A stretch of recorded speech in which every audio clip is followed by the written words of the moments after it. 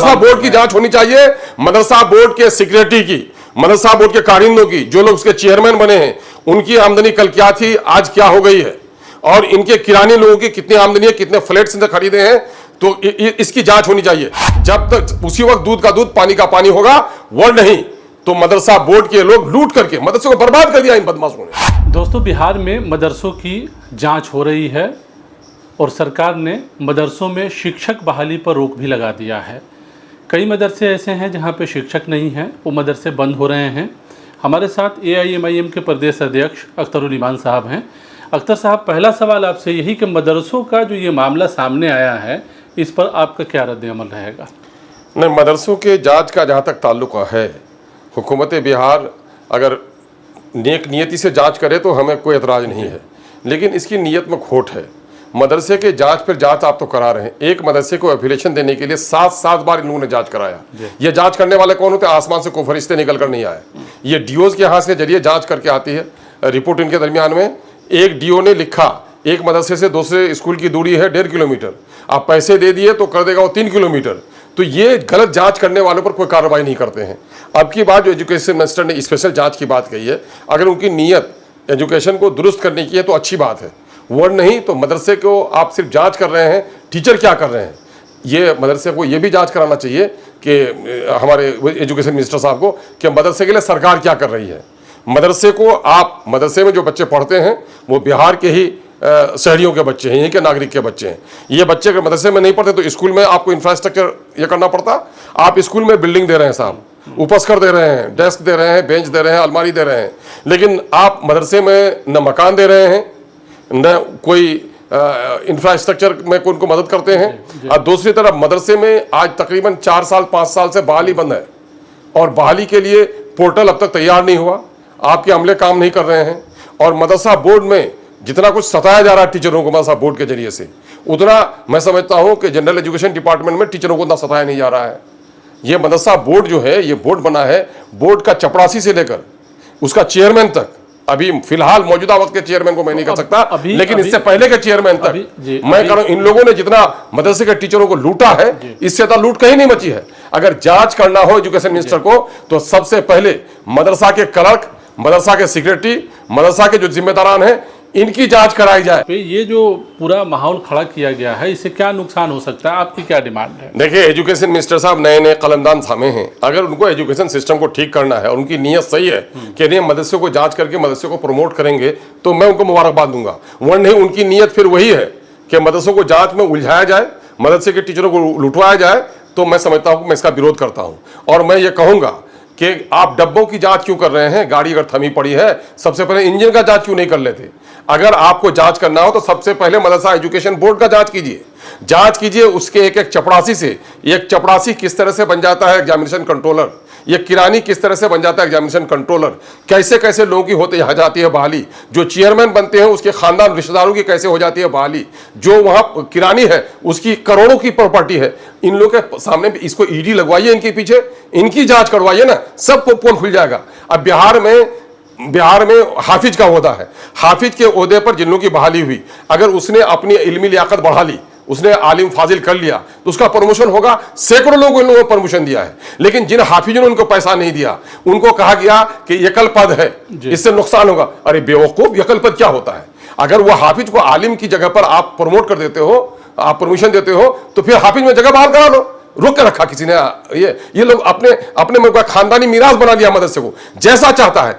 एक नहीं, दर्जनों केस ऐसे गए हैं कि हाफिज को इन लोगों ने, मेरी बात सुनिए, हाफिज को इन लोगों ने परमिशन, जिसने पैसे दिए लाखों लाख रुपए, 5 लाख 7 लाख, इनको इन लोगों ने परमिशन दे दिया, और जिसने पैसे नहीं दिए उनको कहा एकलपाद है या परमिशन नहीं दिया जाएगा, नियम विरुद्ध है। जबकि 1977 के मदरसा गैर सरकारी मदरसा सेवा शर्त में उल्लेख किया गया है कि साहब कमेटी अगर उसको प्रमोशन करने के लिए प्रस्ताव भेजती है तो बोर्ड की जिम्मेदारी होगी कि उसको अप्रूवल दे, लेकिन ये लोग नहीं देते हैं। चला था मामला स्पेशल सेक्रेटरी क्या, अपील अपराधिकार क्या। अब एक बेचारा गरीब हाफिज वो मदरसा देखेगा कि यहाँ देखेगा, वो 1 लाख 1.5 लाख 2 लाख रुपया उनका खर्चा होता है वहां, और वहां पर फैसला सुनाया जाता है कि नहीं, जो कुछ बोर्ड ने फैसला लिया है ये गलत है, इसको ओहदा प्रमोशन दीजिए। फिर आप करते हैं उसका। ये प्रॉब्लम जो है, ये जो मसला है, ये खड़ा कहां से होता है? ये मदरसा बोर्ड से खड़ा हो रहा है। तो आप मदरसा बोर्ड की जांच कराने की, बिल्कुल मदरसा बोर्ड की जांच होनी चाहिए, मदरसा बोर्ड के सिक्योरिटी की, मदरसा बोर्ड के कारिंदों की, जो लोग उसके चेयरमैन बने हैं, उनकी आमदनी कल क्या थी, आज क्या हो गई है, और इनके किरानी लोगों की कितनी आमदनी है, कितने फ्लैट्स इनसे खरीदे हैं, तो इसकी जांच होनी चाहिए। जब तक उसी वक्त दूध का दूध पानी का पानी होगा, वो नहीं तो मदरसा बोर्ड के लोग लूट करके मदरसे को बर्बाद कर दिया इन बदमाशों ने। मैं तो कहता हूं अक्सर गुस्से में कि अल्लाह तबारक तआला ने, चूंकि मदरसे को इन लोगों को नौकरी मिली है काल अल्लाह और काल रसूल के नाम पर, यह तो हमारे बुजुर्गों की कोशिशों काविशों का नतीजा था कि बिहार स्टेट मदरसा एजुकेशन बोर्ड को तनख्वाह ग्रांट सरकार ने दिया, और बच्चे वो निसाब उनका था, अपना निसाब उनका था, जिसमें उनकी मजहबियात भी थी और जदीद उलूम भी थे। लेकिन यहां पर बैठे हुए नाहंजार किस्म के लोगों ने मदरसे को तबाह कर दिया। मदरसे की तबाही और बर्बादी का जो सबब है वो हुकूमत वक्त है, लेकिन उससे ज्यादा मदरसा बोर्ड की लापरवाही है। आप देखेंगे कि मदरसे में सेक्रेटरी सदर में अभी मैंने समझिए 70% 80% मदरसे हैं, उसमें सेक्रेटरी और सदर ने अपने रिश्तेदारों को बहाल करा लिया। मदरसा बोर्ड का जो किरानी है उसने अपने रिश्तेदार को बहाल करा लिया।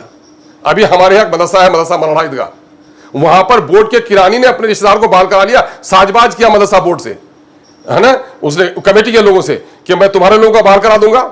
वहां अपने रिश्तेदारों को लोगों ने बहाल कराया, और इसने ये कहा कि तुम्हारा जो बहाल कराएंगे तो मेरे रिश्तेदार का बहाल कराओगे कि नहीं कराओगे, तो उसने हाँ भर दिया और नतीजा को इसको बहाल करा दिया गया। लोग तो ये सब सारा जांच का मसला है।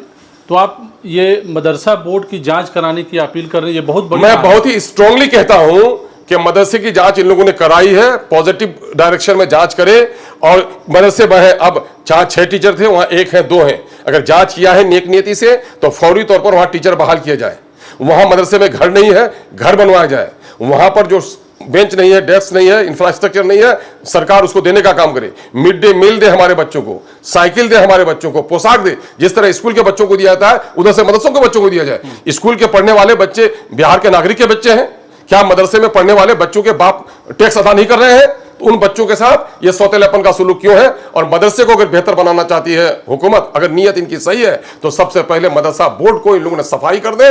ये कितने दिनों से बने हुए हैं लोग, एक एक जगह पर कितने लोग हैं, लोग पैरवी करके मदरसा बोर्ड में जाने के लिए कोशिश कर रहे हैं। और मदरसा बोर्ड में अगर जाइएगा, मैं दावे के साथ कहता हूं बिहार के अंदर में, यहां पटने में जितने भी बोर्ड्स हैं, जितने भी निगम हैं, उतनी बदअखलाकी और उतनी बदतमीजी मदरसे के टीचर को तो ये नौकर समझते हैं, और मदरसे वालों ने इन लोगों ने दलाल बहाल करके रखा है। मदरसों की वजह से ही मदरसे इनके वजह से रोटी खाते हैं। आप जाइएगा, हाफिज के गर्दन पर हाथ देके निकालने वाले लोग हैं मदरसा बोर्ड के लोग। मैं अपनी मिली तंजीमों के अमायदीन को, जो जिम्मेदारान हैं, उनसे मैंने बार बार गुजारिश की, आप इस्लाह मुआशरा का जलसा करते हैं, आपको इस्लाह मदरसा बोर्ड और मदरसे का जलसा करना चाहिए।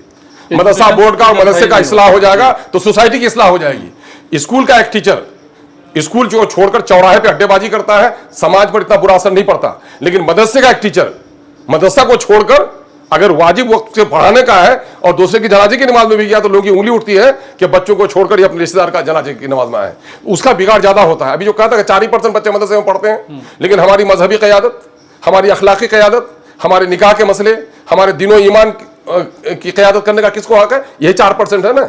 इस 4% को बहुत ही अहम होना चाहिए मदरसे को मैं इंसानी जिस्म के आंख से ताबीर करता हूं कि पैर में गोबर लग जाए हम बर्दाश्त कर सकते हैं, लेकिन मेरी आंख में जरा सा जर्रा भी करकट भी गिर जाए तो मैं बेचैन हो जाता हूं। हमारे मदरसों का मेयार और वक़ार, चूंकि इसकी का वजूद ही काल अल्लाह और काल रसूल के नाम पर है, इसका मुमताज़ मकाम होना चाहिए। लेकिन मदरसा बोर्ड ने और गैर जिम्मेदार सेक्रेटरी ने और हमारे मिली तंजीमों की अदम तवज्जुही में कहता हूं कि इन पर तवज्जो नहीं दे। एक शराबी है गांव में, ये मसला है आपके लिए, एक आदमी आवारा गर्दी करता है, जुआ खेलते हैं, लेकिन मदरसे में पढ़ाई नहीं हो रही है, हलाल की रोटी नहीं कमा रहे हैं, गैर हाजिर लोग रहे हैं, ना अहल को बहाल कर रहे हैं।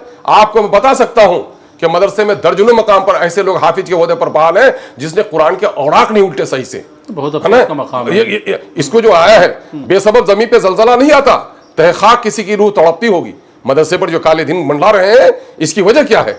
इसने लाखों बच्चों को, और मैं आपको एक बात और बता दूं, आप जिम्मेदार साहब ही हैं, मैं आपको नहीं तो मवाजना कर लीजिए।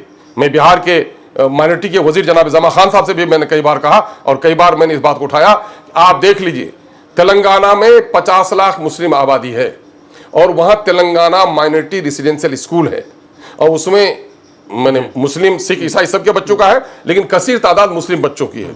तकरीबन 1 लाख बच्चों को हॉस्टल में रखकर पढ़ाया जा रहा है।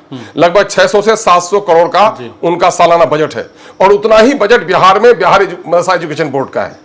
तो आप ये बात बताइए कि क्या 10,000 बच्चे भी पूरे मदरसे से निकल रहे हैं? लगभग 1900 मदरसे इनके अभी ग्रांट में है इनके मदरसे? मदरसों में तो बहुत कुछ किया जा सकता है। स्किल्ड एजुकेशन की शुरुआत हो सकती है, कंप्यूटर एजुकेशन की शुरुआत हो सकती है, आवामी सतह पर भी अगर बेदारी हो तो बहुत कुछ हो सकता है। मसला क्या है कि सरकार भी कुछ करना नहीं चाहती है और मदरसे से जो जुड़े हुए लोग हैं वो उनकी तरफ से भी खामोशी है, मदरसा बोर्ड की तरफ आप से दो तीन जगह आप देखेंगे। एक तो है कि गांव के चौधरी लोग बन गए सिक्योरिटी सदर।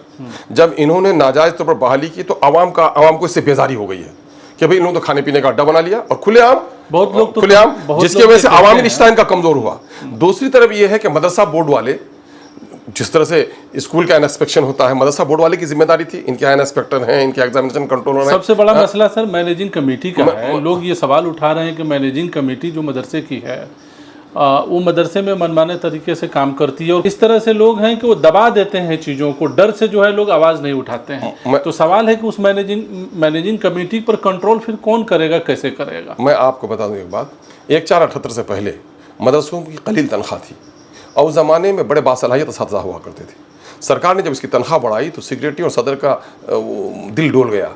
किसी सदर ने अपने बेटे को बहाल कर लिया और सेक्रेटरी को बेटा नहीं था तो नाबालिगा बेटी का दामाद बना करके शादी करा कर उसको बहाल कर लिया। आज जब से ये अकरबा परस्ती हुई तो नतीजा ये हुआ कि अब सेक्रेटरी का बेटा सदर मुदरिस है। अभी जो लोग देख रहे हैं हम लोगों का प्रोग्राम, वो कमेंट जब करते हैं तो उनमें उनकी नाराज़गी दिखती है कि मैनेजिंग कमेटी ने अपने भाई भतीजावाद किया और अपने लोगों को बहाल किया, सलाहियतमंद लोग पीछे रह गए। कुछ लोग ये कह रहे हैं कि टीचर वक्त पर नहीं आते हैं, पढ़ाई नहीं होती है। कुछ का कहना है कि बच्चों की तादाद काफ़ी कम है। कुछ लोग कह रहे हैं इस जांच से पॉजिटिव रास्ते निकलेंगे। तो अलग अलग लोगों की अलग अलग राय है, लेकिन हकीकत यह है कि मदरसे में बुनियादी मसले हैं। उन बुनियादी मसलों को हल करने की सरकार की तरफ से कभी कोशिश नहीं की गई है। सरकार चाहती भी नहीं। सरकार जो है सिर्फ वेतन देती है टीचर को। अब रहा सवाल कि मदरसा बोर्ड की भी एक जिम्मेदारी बनती है कि उस मदरसे में क्वालिटी एजुकेशन आ सके, तो बोर्ड की तरफ से भी एक पहल होनी चाहिए। अब देखिए बोर्ड में कौन लोग आते हैं, बोर्ड से मुराद कौन लोग हैं? बोर्ड में चंद सियासी लोग आते हैं जो पैरवी की बुनियाद पर मेंबर बन जाते हैं। सरकार की खुशामदी लोग आते हैं, कुछ लोग दलाली करने वाले लोग भी आते हैं, इल्ला माशाअल्लाह चंद अच्छे लोग भी आते हैं। मैं सबको बुरा नहीं कह सकता, लेकिन उसके मामले क्या था, उसके पॉकेट में चंद मदरसों की पैरवी होती है। मदरसे की इस्लाह के लिए बोर्ड ने कब मीटिंग कराई? मैं माइनॉरिटी का एक समाजी मारूफ खादिम तो हूँ ही, MLA भी हूँ, एक ख़ास पार्टी से हमारी वाबस्तगी रही है। क्या इन लोगों ने जब अपना निसाब बनाया, क्या कोई वर्कशॉप किया इन्होंने? अब तो होगा ये कि नए जो नियमावली ने बनाया है, नतीजा होगा कि गैर उर्दू टीचर भी बहाल हो जाएगा मदरसों में। साइंस के नाम पर बहाली होगी, उर्दू की लाजिमियत उसमें नहीं है, तो मदरसे का वजूद कहाँ से बाकी रह जाएगा? अभी हमारे कुछ नाआकिबत अंदेश लोगों ने माइनॉरिटी के लिए, जिस ज़माने में हम लोग गए थे जदयू में, भाजपा से अलग करने वाली जदयू में, उस ज़माने में हम लोगों ने प्रपोजल दिया था कि माइनॉरिटी वेलफेयर ऑफिसर हो तमाम तर ब्लॉक्स में, ताकि माइनॉरिटी के लिए जो स्कीम जाती है उस स्कीम का सही तौर पर इम्प्लीमेंटेशन हो सके। देर से ही सही सरकार ने उस पर कदम उठाया। एक आखिरी सवाल सर कि अभी जो मदरसा का जो मसला है आपके हिसाब से क्या होना चाहिए? नहीं, आज से मैंने तश्कील 9 होनी चाहिए मदरसा के नीचे से ऊपर तक। मदरसा बोर्ड देखिए, इंजन अगर सही हो जाए ना, डब्बे कमज़ोर भी हों तो चलेंगे। चलिए, बहुत शुक्रिया हमसे बात करने का। तो ये थे AIMIM के प्रदेश अध्यक्ष और MLA अख्तरुल ईमान साहब, जिनका कहना है कि इंजन अगर सही हो जाएगा तो डब्बे जो है खुद बेहतर तरीके से चलने लगेंगे। यानी मदरसा के ऊपर जो सवाल उठा है, सरकार मदरसों की जांच करा रही है, टीचर की बहाली पर अभी रोक है। अख्तरुल ईमान साहब मांग कर रहे हैं कि मदरसा बोर्ड की भी जांच होनी चाहिए, ताकि जो मसला मदरसा बोर्ड में भी है या लोगों के जहन में है वो भी साफ़ हो और कहीं ना कहीं यहाँ से एक पॉजिटिव रास्ता निकले जिससे मदरसे की भलाई हो सके। बहरहाल इस प्रोग्राम में इतना ही, हमें दीजिए इजाज़त। शुक्रिया।